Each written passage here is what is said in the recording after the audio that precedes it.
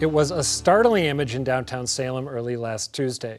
Vandals wired up a newspaper box with makeshift explosives and then scurried away. What stood out to authorities was the target. The box was for the Rainbow Times, New England's largest LGBT newspaper. It was the 10th time the box had been vandalized over the last 3 months, but never like this. There's now a $5,000 reward for help solving the crime. There is another potential hate crime in our area that shows how good can sometimes come out of something bad. When Carrie and Lori Riding returned from a recent vacation, they found their Natick home had been pelted with eggs and their rainbow flag had been stolen. In response, local kids distributed flags throughout their neighborhood, and more than 36 homes were soon flying the universal sign of acceptance for the LGBT community. All of this comes in the wake of the nightclub shooting in Orlando in June, when 49 patrons were gunned down at a well-known gay bar, and smaller but still horrifying attacks like when 2 gay men were doused with boiling water by Martin Blackwell, who was dating one of the victim's mothers. Marquez Tolbert suffered 2nd and 3rd degree burns. He said he did find comfort in the reaction of the community. More people than that were in my corner. It made me feel really good, and it actually helped me heal. Joining me to discuss these troubling incidents and their experiences are Carrie and Lori Riding and Grisel Ocasio, the publisher of the Rainbow Times. Thank you all for being here. Thank you for having us. Grisel, let me start with you. There was a big community event in Salem yesterday where people showed support for what you have been going through. Tell me a little about what the scene there was. Well, it was one of hope. We were trying to reclaim Salem because of the way that this was carried out. It really affected not only the LGBTQ community, but also the allies, the mayor's office, the police department, chief of police, the Salem No Place for Hate chair, etc. They were on the phone, and the city councilors just trying to support us and make sure that yesterday, actually the event was a success, and the feeling was one of triumph. It was all over my Twitter feed yesterday. How many people showed up approximately? I would say approximately 125 to 130. That's my estimate. So if this box has already been vandalized 10 times, what's the likelihood that it's going to happen again? Well, I guess it could happen again.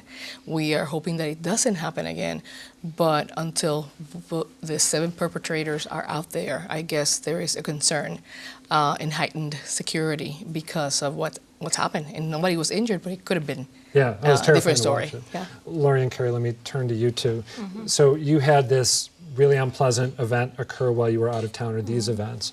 Then this massive show of support from the community that made headlines, which is why you're sitting here talking with me today. Since then, has anything else bad happened, or has it been kind of an unequivocal positive response after that initial jolt? There hasn't been any negative experiences that we've incurred.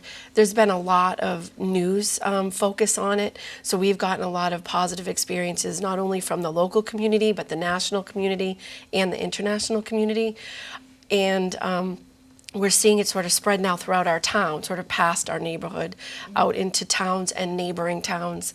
And we've just it's really transformed our experience. When you say you're seeing it spread, are you talking about people putting up rainbow flags in a show of solidarity, or other stuff? Yeah, that specifically, like people from Ashland calling us and saying, how can we launch something like this in our town, things like that, and just an incredible amount of social media support. Lori, what's the furthest afield that you've heard from in terms of international response? Australia, Brazil, we get the first day, Netherlands, who else? Canada, of course. Denmark, Spain, Belgium, England. Yeah. What's everywhere. that like? Is it gratifying to hear from people? It's incredible. We had one person reach out and say, in Brazil, her and her partner are afraid not only to come out, but to be raped, to be attacked, so they can't live their life. And this story gave them hope that there may be a day where that won't exist. Yeah. Have you, Grisel, experienced something similar in terms of international response to what you've gone through? Yes, we have. As a matter of fact, if you go Google Rainbow Times explosion, you'll get 8 full pages in Google of what's happening from, places in California already have reported, Canada, like they were saying, Florida. Obviously, New England was first. And also, I think Spain, Puerto Rico, and I can't remember another one, but it was really a great response in terms of how we're here for you. I got to ask all three of you, and this is going to sound very ignorant, but that's one reason I want to ask it on air. It seems surprising to me that at a moment of what I think of as steadily increasing and maybe even sharply increasing tolerance for the LGBTQ community, that the kind of thing that you've experienced would be going on. But of course, I'm offering that impression as a straight man, so I don't really know what I'm talking about. So what am I missing? Well, first and foremost, I think that we don't know what happened, the event. I want to say it's pranksters. I want to say it's kids. Not a hate crime. That's my heart, and that's my hope for the world. What does your gut tell you? My gut tells me it was kids, because it's egg. It's not explosive. It's not broken windows. It wasn't on the car. It was eggs. Yeah. That's my hope.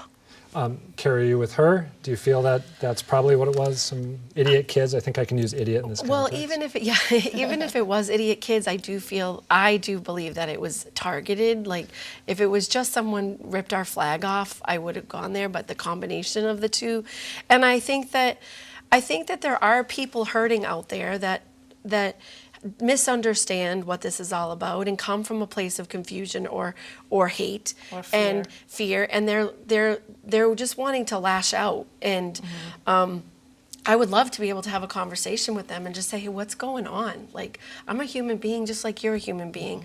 You have biases, I have some biases. I have opinions, you're allowed to have opinions. But at the end of the day, we're all the same. We're all human beings. We all come from the same place. And the world would be a better place if we didn't hate one another. You had never experienced anything like this before, right? In your place, Not me. Not of violence, derogatory comments growing up in the 80s and the 90s, even up to 2003, 4, 5.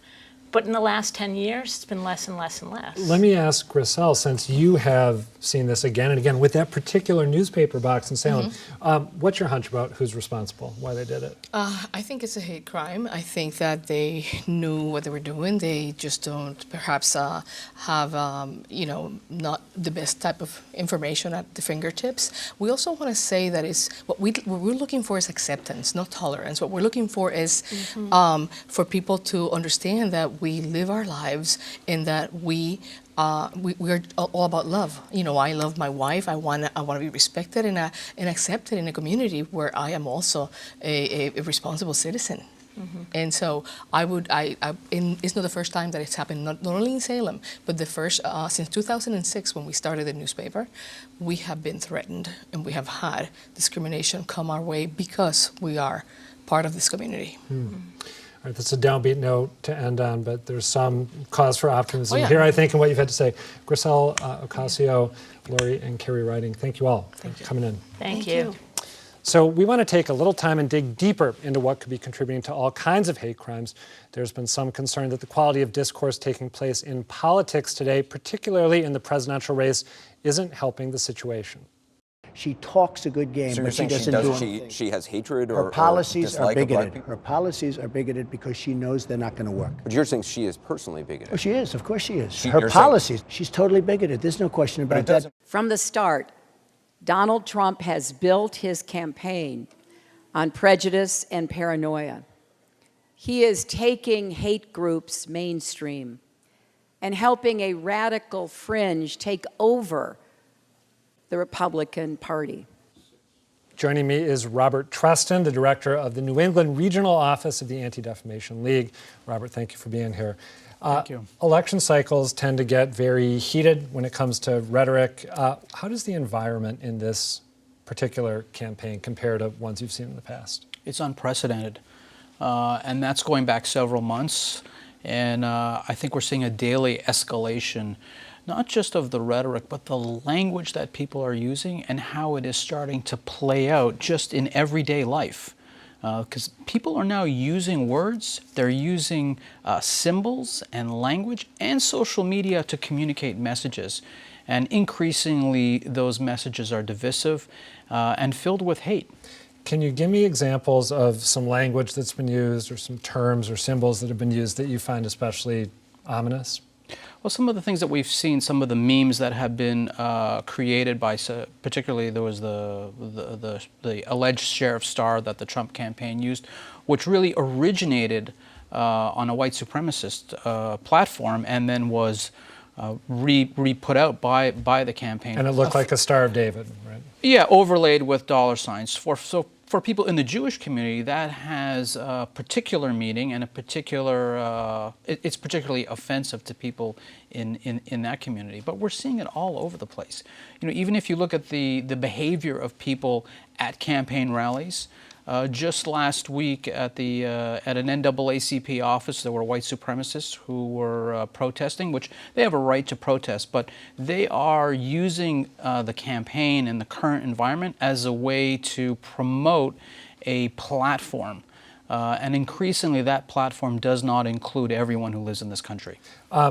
How has that translated, if it has, into actual concrete reported numbers about incidents of hate crimes occurring nationally and also here in Massachusetts? Well, we don't have the numbers yet for the current year. I can tell you that in the tracking that we do, we are seeing an increasing amount of people who are reporting incidents, and we've seen that just here in Massachusetts in the last couple of weeks. You know, the other interesting thing, which may not always translate into a criminal statistic, is the large amount of journalists who, particularly Jewish journalists, covering the campaigns, have really been targeted on social media with some pretty far out tweets and messages towards them, really based on their religion. I've followed some of that, and it's really unpleasant stuff. And it also highlights the challenge that Twitter has dealing with this in a sufficient way. I'm not really sure that they've met it. Let's just take a look briefly at the Massachusetts numbers. These are not up to date, but span the last few years. So we see an uptick there in those years. Is it an uptick across the board? Because obviously here we're talking about things that could involve sexual orientation, race, religion.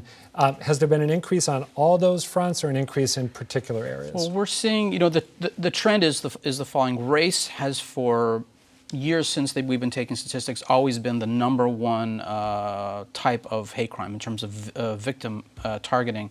And in the last couple of years, we've seen a decline in religion and an increase in sexual orientation. In the last couple of years, Massachusetts had a slight decline, but there's still a lot of hate crimes occurring here. Let me ask you about that uptick in sexual orientation. It came up in the previous segment when I said to the women, it surprises me that you see more of this because it seems like across the culture, there's so much more acceptance of LGBT individuals.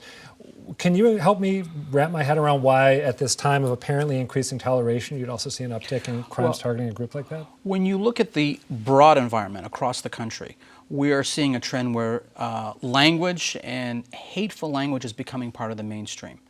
That empowers people who may have these thoughts or beliefs to start to act out on it. And that's what's really troubling. You know, the United States, you can think anything you want, you can practice any faith you want. But when you start to act out your beliefs, and if it's against someone else, that's when it crosses the line. All right, Robert Trustin, thank you. Appreciate it.